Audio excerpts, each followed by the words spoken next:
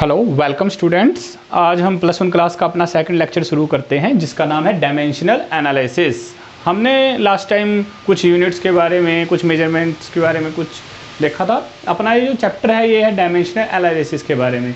अब ये dimensional analysis होता क्या है? नो डाउट ये एक इम्पोर्टेंट चैप्टर है हमारी प्लस वन फिजिक्स का। तो डायमेंशनल एनालिसिस होता क्या है कि अगर हम किसी भी फिजिकल क्वांटिटी को बेस यूनिट कौन सी होती है? मास, लेंथ, टाइम, टेम्परेचर, ऐसे किसी की भी पावर में रिप्रेजेंट कर सके तो वो उसके क्या होते हैं? डायमेंशन होते हैं। तो dimension analysis is the analysis of the relationship between different physical quantities, कि हमारी अलग अलग फिजिकल क्वांटिटी की रिलेशन है जिसके बेसिस पे किससे रिलेशन है? वो बेस यूनिट्स के, मास, लेंथ और टाइम के बिहाफ में। फॉर एग्जाम्पल अगर आप इसको लिखना चाहिए, जैसे हमारे पास मास है, मास को यूनिट किस में? केजी में रिप्रेजेंट करते हैं और मास को हम एल से रिप्रेजेंट करते हैं। लेंथ है, लेंथ को हम मीटर में मापते हैं और इसको हम एल से रिप्रेजेंट करते हैं। टाइम, टाइम को हम टी से लिखते हैं और इसको कैपिटल टी से ही, मतलब सेकंड में इसको हम रिप्रेजेंट करते हैं और टी से इसको रिप्रेजेंट करेंगे। इसका मतलब क्या है? आपने किसी भी फिजिकल क्वांटिटी को मास, लेंथ और टाइम की फॉर्म में रिप्रेजेंट करना है। आज हम कुछ इन्हीं के एग्जाम्पल देखेंगे और इन्हीं से रिलेटेड कुछ बात करेंगे। तो देखते हैं हमारा पहला, कोई भी फिजिकल क्वांटिटी हो उसको कैसे आपने डायमेंशंस में लिखना है। जैसे हमारे पास मास को ही ले लेते हैं पहले। अगर मास को आपने रिप्रेजेंट करना है तो आप लिखेंगे m1 L0 T0, क्योंकि मास में मास तो है लेकिन लेंथ और टाइम नहीं है, तो आप उसको क्या लिखेंगे? m1 L0 T0। Similarly length में हमारे पास मास नहीं है, टाइम नहीं है, तो m0 हो जाएगा, टाइम 0 हो जाएगा। लेंथ है तो लेंथ 1 आ जाएगा। सिमिलरली टाइम के अंदर आप कैसे लिखेंगे? m0 L0 T1, क्योंकि इसमें सिर्फ टाइम है, मास और लेंथ नहीं है। ये तो थे सिंपल। अब अगर आप बात करें, जैसे हमारे पास है डिस्टेंस, डिस्प्लेसमेंट, ये फिजिकल क्वांटिटीज़ हैं। इसको, ये डिस्टेंस आपको पता है स्केलर है और डिस्प्लेसमेंट क्या है? वेक्टर है, लेकिन डायमेंशन में इस चीज़ से फ़र्क नहीं पड़ता आपको। ये लेंथ, डिस्टेंस होती क्या है? Length basically. इसको हम मीटर में नापते हैं तो इसका डायमेंशन क्या हो जाएगा? चाहे हमारे पास लेंथ, डिस्टेंस हो या डिस्प्लेसमेंट हो। m0 क्योंकि इसमें मास नहीं है, लेंथ है यानी डिस्प्लेसमेंट है तो L1, और टाइम भी नहीं है तो ये T0। अभी आपको, अब जैसे जैसे इससे रिलेटेड कुछ एग्जाम्पल करेंगे तो आपको वो क्लियर होता चला जाएगा। जैसे डिस्टेंस है, डिस्प्लेसमेंट है, इसके अंदर सिर्फ लेंथ है तो आप L को 1 लिखेंगे, m0 और T0। अभी कुछ इससे रिलेटेड एग्जांपल्स और कर लेते हैं। जैसे एरिया बेसिकली क्या होता है? एरिया होता है लेंथ इनटू ब्रेड्थ। अब क्योंकि ब्रेड्थ भी एक तरीके की लेंथ है तो ये हो जाएगा L2। इसको भी आप क्या लिख सकते हैं? L into L, that is L2। और इसका डायमेंशन फार्मूला बनाएंगे तो मास इसके अंदर है नहीं है, लेकिन लेंथ की क्या है? स्क्वायर है, और टाइम इसके अंदर नहीं है, तो एरिया का क्या बन जाएगा? m0 L2 T0। Similarly volume, अब वॉल्यूम को आप क्या कहते हैं? Length into breadth into height, यानी कि length into length into length, यानी L की क्यूब, ये हो जाएगा m0 L3 T0। सिमिलरली अभी कुछ इसको थोड़ा सा और अच्छे वे में देखें तो जैसे स्पीड क्या होता है? Distance by time. अब डिस्टेंस किस में है? लेंथ में। टाइम कितने में है? टी में। तो ये हो जाएगा m0 L1, क्योंकि t डिनोमिनेटर में है तो ये t-1 आ जाएगा। अब स्पीड हो गया distance by time, length bye T, time हो जाएगा m0 L1 t-1। अब वेलोसिटी भी यही है। मैंने आपको कहा स्केलर और वेक्टर से फ़र्क नहीं पड़ता, तो वेलोसिटी क्या होता है? Displacement by time. तो ये क्या हो जाएगा? लेंथ बाय टाइम, यानी m0 L1 t-1। इसका मतलब जिस भी फिजिकल क्वांटिटी का आपको फॉर्मूला पता है, आप उसका डायमेंशंस निकाल सकते हैं। जैसे, और अगर आप कहें, जैसे हो गया फोर्स, चलो फोर्स से पहले एक्सेलरेशन का निकाल लेते हैं। एक्सेलरेशन क्या होता है? आप 9th क्लास से इसको पढ़ के आए। एक्सेलरेशन होता है rate of change of velocity with respect to time, यानी कि वेलोसिटी बाय टाइम। अब वेलोसिटी क्या होता है? डिस्प्लेसमेंट बाय टाइम, और नीचे एक और टाइम है, यानी L बाय टी की पावर 2, यानी कि मास इसके अंदर नहीं है, लेंथ है, टाइम की पावर -2। अगर इसी के साथ एक और चीज़ एक और चीज़ होती है जुड़ी हुई। अगर हमारी वेलोसिटी पॉजिटिव वे में इंक्रीज हो रही है, पहले 10 किलोमीटर पर आवर, फिर 20 किलोमीटर, फिर 60 किलोमीटर पर आवर, फिर 80, इसको बोलते हैं एक्सेलरेशन। लेकिन अगर यही चीज़ कम हो रही है, पहले 60, फिर 40, फिर 30, फिर 20, फिर रुक गई है कोई भी गाड़ी या बस, तो उसको बोलते हैं रिटार्डेशन।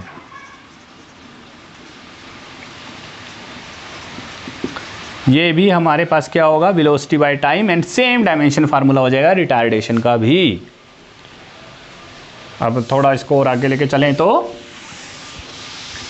आप इसको साथ साथ नोटबुक पे लिखते रहें। अभी जैसे फोर्स हो गया, फोर्स का फॉर्मूला क्या होता है?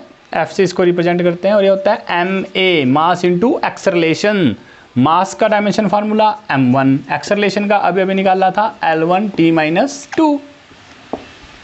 अगर आप इसको निकालना चाहते हैं तो मास का तो m, एक्सेलरेशन क्या होता है? वेलोसिटी बाय टाइम, यानी कि mass into length bye t की 2, जो बन जाता है m1 L1t-2। सिमिलरली आपके पास है इम्पल्स होता है। जैसे इम्पल्स क्या होता है? फोर्स इंटू टाइम, यानी कि m1 L1 t की power -k1। Torque, force into perpendicular distance, यानी कि फोर्स का कितना हो जाएगा?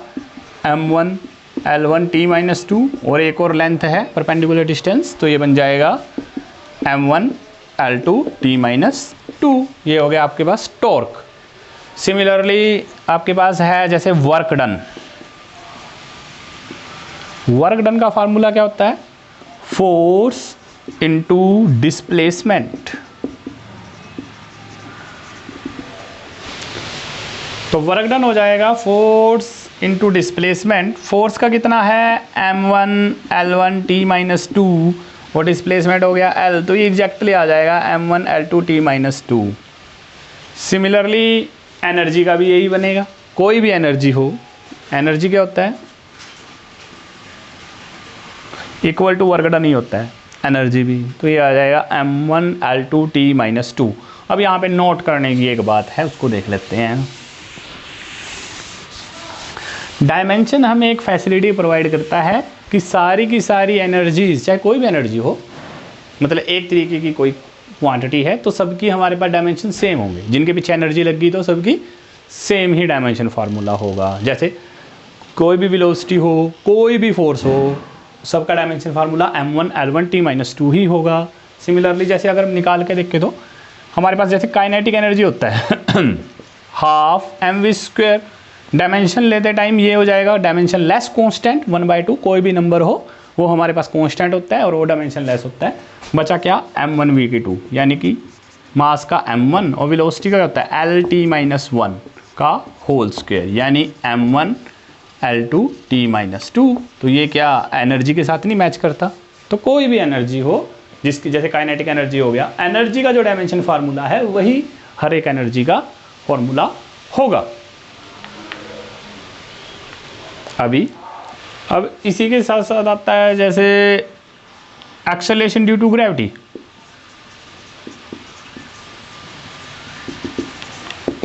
एक्सेलरेशन ड्यू टू ग्रेविटी को हम रिप्रेजेंट करते हैं स्मॉल g से, और ये भी क्या होगा? एक्सेलरेशन इसमें वर्ड आ गया है तो इसका डायमेंशन भी कितना होगा? m0 L1t-2, जो कि एक्सेलरेशन का है।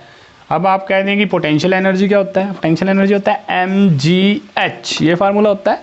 मास का कितना आ गया m1, g अभी निकाला है L1T-2 और एक L और हाइट की वजह से, तो ये हो गया m1 L2T-2, तो ये भी मैच करता है एनर्जी के फार्मूले से। इसका मतलब सारी एनर्जी, कोई भी किसी भी तरीके की एनर्जी हो, उनका डायमेंशन फार्मूला क्या होगा m1 L2T-2। और एक और बात, ये जो MLT ये डायमेंशन नहीं है, एनर्जी का जो डायमेंशन होंगे वो होंगे 1, 2, -2। ये जो पावर होती है ये डायमेंशन होता है किसकी फॉर्म में, M, L और T की फॉर्म में। और देखें, एक दो एग्जांपल और देखते हैं और कहाँ ये इस्तेमाल होता है हमारे पास डायमेंशन।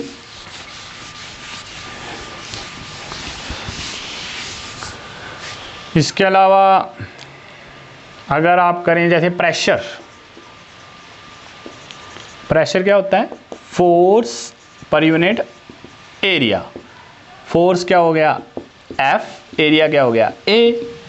फोर्स का अभी निकालना था m1 L1T-2 और एरिया कितना हो जाएगा L2, यानी ये बन गया m1 L-1T-2, that is m L-1T-2। और आप कर सकते हैं जैसे एंगल, एंगल क्या होता है, आर्क बाय रेडियस। आर्क भी लेंथ है, रेडियस भी लेंथ है, यानी m0 L0 T0। तो ये एक वेरिंग क्या है, फिजिकल क्वांटिटी है जो डायमेंशन लेस है। डायमेंशन लेस कौन सी क्वांटिटी है ये, डायमेंशन लेस है। और कोई एग्जांपल हो डायमेंशन लेस का, जैसे स्ट्रेन।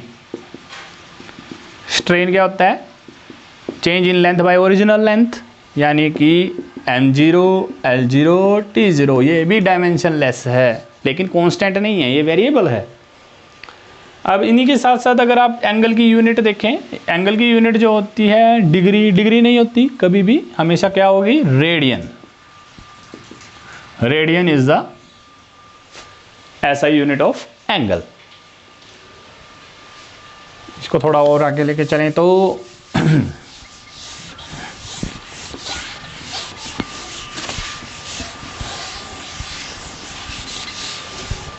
अब जैसे फ्रीक्वेंसी, फ्रीक्वेंसी एक टर्म होती है। फ्रीक्वेंसी क्या होता है, 1/T, इसको न्यू से रिप्रेजेंट करते हैं हम, या F से भी। तो 1/T क्या हो जाएगा, m0 L0 T-1। अब कुछ न्यू ट्राई कर लेते हैं, जैसे चार्ज। चार्ज का हमारे पास डायरेक्ट कोई डायमेंशन नहीं होता, इसको Q से हम रिप्रेजेंट करते हैं। लेकिन हमारे पास एक टर्म होती है करंट। करंट का जो डायमेंशन है वो आपने A, एम्पियर A से रिप्रेजेंट करते हैं उसको, A से। तो आपको पता है करंट इक्वल टू क्या होता है, चार्ज बाय टाइम, और चार्ज इक्वल टू क्या हो जाएगा फिर, AT। तो चार्ज का डायमेंशन कितना हो जाएगा, AT। चार्ज का डायमेंशन कितना हो जाएगा, AT। और करंट का क्या हो जाएगा फिर, A। पोटेंशियल, मतलब पोटेंशियल जो होता है जिसकी यूनिट वोल्ट होती है वो निकालना पड़ेगा आपको। वो क्या होता है, वो होता है वर्क डन बाय चार्ज। और वर्क क्या होता है, m1 L2T-2, अभी निकाला था। चार्ज का क्या होगा, AT। तो आपका पोटेंशियल कितना हो जाएगा, m1 L2T-3 A-1, that is your dimension formula of potential, जिसको हम V भी बोलते हैं, V से रिप्रेजेंट करते हैं पोटेंशियल का। तो अगर आपने यहाँ से किसका निकालना है, अगर आपने निकालना है R का, R मतलब रेजिस्टेंस, तो रेजिस्टेंस R क्या होता है, V/I। और V का कितना आया, m1 L2T-3 A-1, और I का कितना आएगा फिर, A। और ये फिर आपके पास हो जाएगा m1 L2T-3 A-2, that is dimension formula of R, resistance.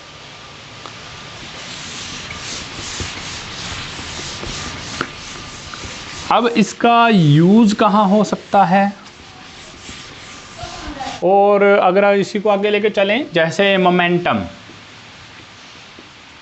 को किससे रिप्रेजेंट करते हैं, P से। और याद रखें ये लीनियर मोमेंटम है अभी, LM क्या होता है, mass into velocity. Mass into velocity, तो मास का कितना है भाई m, वेलोसिटी का कितना है l, और ये t-1 m1 l1 t-1 आपके पास फॉर्मूला हो जाएगा इस एंगुलर लीनियर मोमेंटम का। और अगर आपके पास हो एंगुलर मोमेंटम,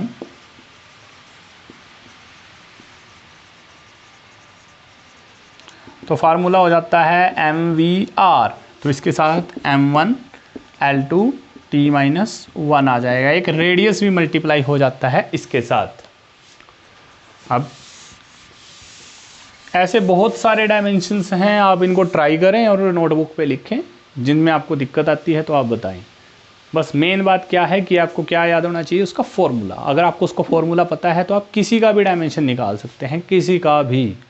जैसे अगर कॉम्प्लेक्स चीज़ है, जैसे ग्रेविटेशनल कांस्टेंट है, ग्रेविटेशनल कांस्टेंट कैपिटल G, ये हम एग्जांपल ले रहे हैं।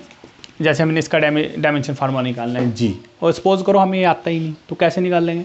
तो न्यूटन्स लॉ ऑफ ग्रेविटेशन जो आपने 9th में पढ़ा था, तो F इक्वल टू क्या होता है, G m1 m2 by are square, ये होता है। यहाँ से आपने G क्या बनाया, F r square by m1 m2। अब ये F क्या है, फोर्स, R क्या है, रेडियस, M और M तो मास ही है। तो इसको F का डायमेंशन फार्मूला क्या होता है, m1 l1 t-2, और R है लेंथ यानी L का स्क्वायर, और मास m2। यानी इसको अगर आप सॉल्व करें तो ये बन जाएगा m की पावर -1 L की पावर 3 t की power -2, that is your gravitational constant G, capital G।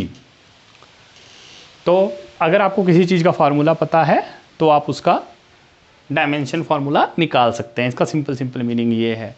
अब इसके अंदर एक टर्म होती है जिसको बोलते हैं प्रिंसिपल ऑफ होमोजेनिटी, उसको भी देख लेते हैं। और देखना क्या है, मतलब जब भी आपके पास कोई एग्ज़ाम होता है तो आपके पास उसका क्वेश्चन जैसे पूछा ही जाता है नॉर्मली, तो आप उसको कैसे करेंगे। जैसे for example x equal to a plus bt, अब ये दे रखा है आपको और इसके बारे में बोल रखा है x क्या है भाई, डिस्प्लेसमेंट है,